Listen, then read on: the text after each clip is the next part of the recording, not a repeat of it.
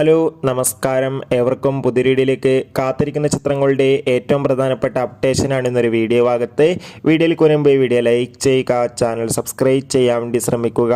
ആദ്യമായി അറിയിക്കാൻ പോകുന്നത് അർജുന അശോകൻ, ഷെയിം ടോൺ ചാക്കോ എന്നൊക്കെ പ്രധാന കഥാപാത്രങ്ങളായെത്തിയ once upon a time in Kochi എന്ന ചിത്രത്തിൻ്റെ OTT അവകാശങ്ങളൊക്കെ ഇപ്പോൾ ഇതാ മനോരമ മാക്സ് എന്ന OTT പ്ലാറ്റ്ഫോം സ്വന്തമാക്കിയിട്ടുണ്ട്. ചിത്രം ഉടൻ തന്നെ OTT റിലീസ് ചെയ്യുന്നതായിരിക്കും. അടുത്തതായി അറിയിക്കാൻ പോകുന്നത് ഉണ്ണി മുകുന്ദൻ, സൂരി എന്നൊക്കെ പ്രധാന കഥാപാത്രങ്ങളായെത്തിയ തമിഴ് ചിത്രമായിരുന്നു ഗരുഡൻ. ചിത്രം ജൂലൈ 5-ാം തീയതി ആമസോൺ പ്രൈം വീഡിയോ, ടെൻറ്റുകോട്ട തുടങ്ങിയ OTT പ്ലാറ്റ്ഫോമിലൂടെ OTT റിലീസ് ചെയ്യുമെന്ന് കൺഫേം ആക്കിയിട്ടുണ്ട്.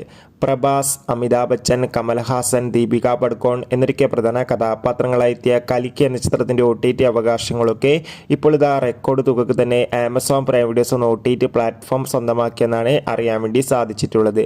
നിവിൻ പോളി, അതോടുകൂടി ധ്യാൻ ശ്രീനിവാസ്, അനുശ്വര രാജൻ എന്നൊക്കെ പ്രധാന കഥാപാത്രങ്ങളായെത്തിയ ചിത്രമായിരുന്നു മലയാളി ഫ്രം ഇന്ത്യ. ചിത്രം ജൂലൈ 5-ാം തീയതി സോണി ലീവ് എന്ന OTT പ്ലാറ്റ്ഫോമിലൂടെ OTT റിലീസ് ചെയ്യുമെന്ന് കൺഫേം ആക്കിയിട്ടുണ്ട്.